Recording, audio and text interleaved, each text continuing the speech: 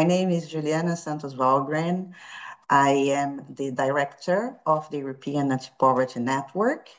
And I'm also wear many hats, including being a member of the expert group on the views of migrants on migration, integration, and asylum of the European Commission. I have a very long-term relationship with MPG, probably one of the longest one in my life. I met MPG, I got to know MPG first time when I was working at the European Network Against Racism. And INAR was then cooperating with MPG in many research and discussions around non-discrimination, especially on racial discrimination. So at this time, we had the opportunity to cooperate around the implementation of the Employment Directive, the Racial Equality Directive, and how this also applied to migrants, how ethnicity and migrant background could also be protected characteristics under these frameworks. We also worked a lot when we had the framework on hate speech.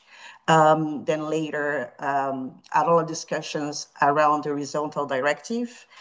But the most important aspect with MPG was when I was able to be part of the EPA, the European Platform on Asylum and Migration. There was co-founded by MPG, and MPG led the secretariat for many years.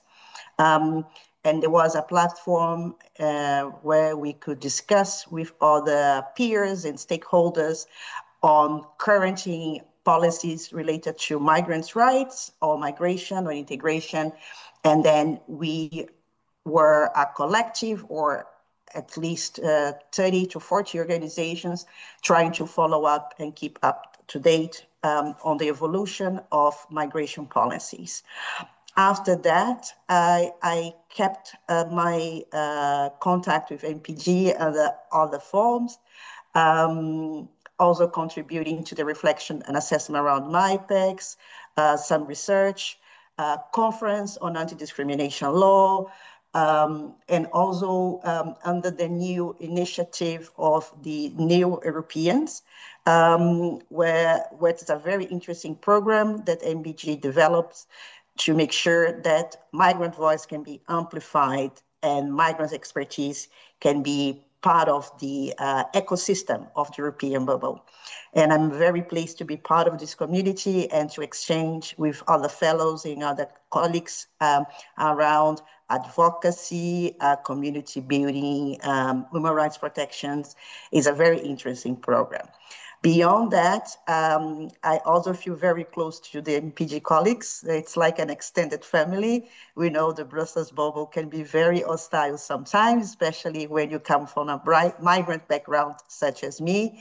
And it's the safe space that I find when there is a need for a feedback or a need for brainstorming. It's really the place that I feel comfortable. And I know that my expertise, both on the professional side and the living experience, is going to take into account.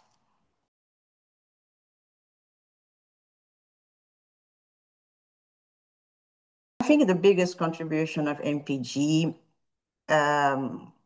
was the possibility to create a space for progressive brainstorming and thinking ahead, thinking beyond and out of the box, and when it comes to solution to migrant rights, but also when it comes to non-discrimination issues. I think MPG has been instrumental in developing some benchmarking and tools that today are the reference when it comes to non-discrimination and when it comes to migration integration. I'm here thinking about when MPG created the Serious Network, providing also the possibility to tackle the intersection of migration and education from early age to lifelong learning. So it was very interesting how MPG could construct and build a communities of practice that still stand today. And it's really the hub for expertise to exchange on current challenge, but also to find concrete solutions. I think about the MIPEX, how the MyPEX has evolved over the last decades, and how this is totally, it became a worldwide reference when it comes in terms of standards and benchmarking of migration. And we know how hard it is to create a MyPEX and to have a MyPEX. And I know that with such people don't even realize that MyPEX is done with a very small team. It is incredible the amount of analysis and the amount of indicators and data that we can get from IPEX. I also value a lot the positive contribution of the networks of legal experts on anti-discrimination. The conferences, the annual reports, they have been very important in provide additional data, analytical, both on quantitative and qualitative analysis when it comes to the different backgrounds of protected backgrounds of discrimination.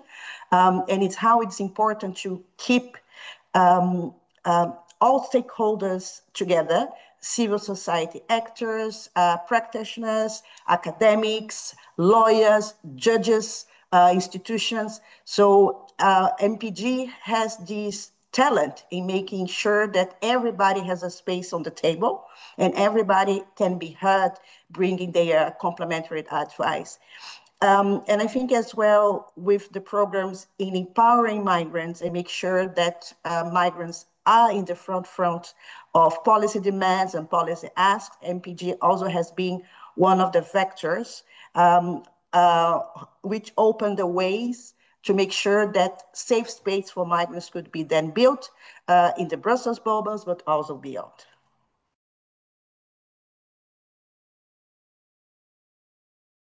I remember the first time I heard about the MPG was when members of the starting line group shared their experience around how they were peer pressure and a collective and a platform who was able to draft hand in hand with European institutions, the Racial Equality Directive and Employment Directive, for example. So the Starter Line group was a group of experts on the discrimination and migration. And at the time, the colleagues of MPG also, they were there to make sure that these discussions could take place and an advocacy and policy strategies could be put in place for the drafting, the approval, and the implementation of the Racial Equality Directive.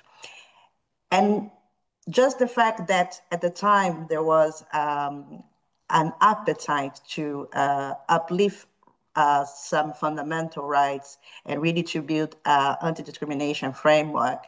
And MPG was there, and there was a space for dialogue at the time. And they were there, and there was the possibility to create a real partnership with institutions where expertise was really valid and points were integrated from different perspectives.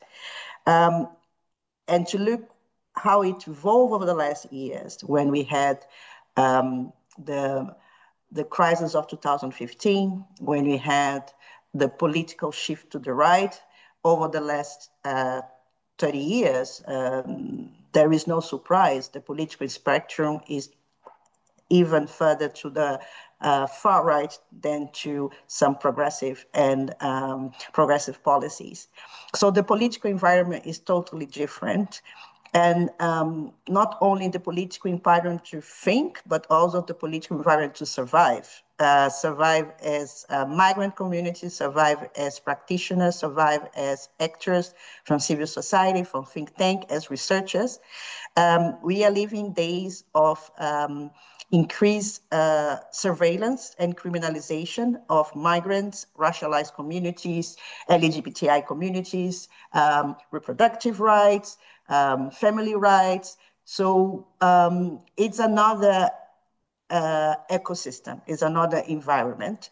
And I think the role that MPG can play here is really to be this actor that brings legacy in shaping dialogue with institutions, to be a trustworthy a source of information and data, and to make sure that the MPG remains the biggest ally when it comes to migrant communities, to make sure that their voice will not be erased, and that nobody is left behind. So I think MPG probably we need to step from a place of, let's say, like an analytical place based on research and data, and probably MPG needs to be more a political actor that will be the stakeholder that can create safe spaces to make sure that a marginalized community, vulnerable communities can still keep a dialogue, an open dialogue with all institutions, being at European level and national levels.